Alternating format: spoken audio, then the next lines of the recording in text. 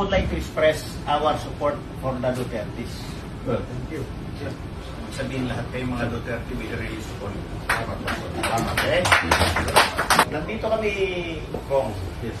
Yes, Pastor. It's because it is not hidden thing that there is a congressman here. Oh. And he is a Baptist pastor. But we would like to state our stand.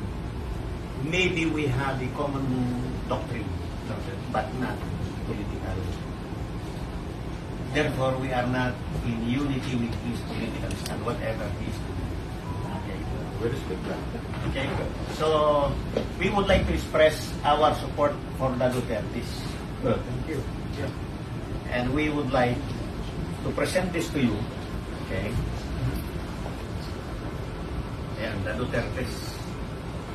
Sabihin lahat kayo mga Duterte, we really support. Okay.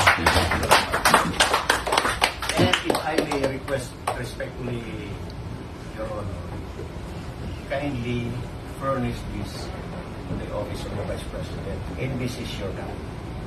Okay. Ito po ang para sa iyo. Yeah, take a pictures. I'm gonna show it. Halika kayo dito sa may likod. Pumunta tayo. Pastor Benny Arago po from Pangasinan. Saan sa Pangasinan? Turo niyo. Guaranteed. Tayog. Pastor Elmar Maraso, Mangaldan, Pangasinan po. Mangaldan. Pastor Albolida po. Taga Davao, sir. Bisaya. Bisaya. Bisaya man bihay. Bisaya kayo. Okay, Pastor Frederick Gil po from Binalonan, Pangasinan. Okay, sir. Welcome. Pilipino po. Alright. Welcome, Pastor Ferdinand po. Yeah. Saudara Syaso po, Pangasinan po kasi salamat sa bisita. Thank you po. Yung Valentina San Carlos Ragoca na Pangasinan. Ano po, ako po si Freddy Syaso, drama Basista Pangasinan. Pangasinan. Good morning, ma'am. Salamat sa welcome. Ano po, ako po si Cynthia Dito po, from Pangasinan. Good morning. Good morning, sir. Morning, ma'am. Stella Aragon from San Nicolas. Good morning po, sir. Ako po si Freddy Syaso. Po, sir, ako po si Sister Lawrence Nerona, Tawak Pangasinan. Okay. Okay, yung dalawang taga-Rizal, halika kayo dito.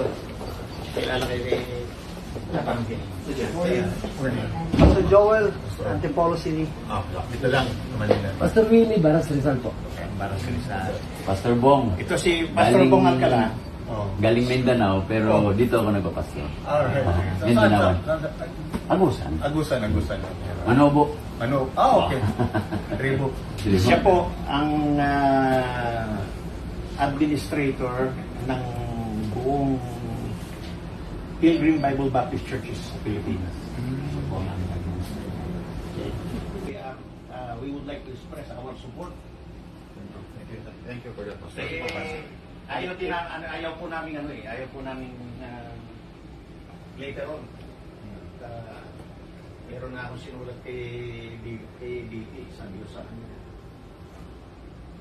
There is a verse in the Bible that if God is destined her to be the next president, no one can control it, no one can vote it.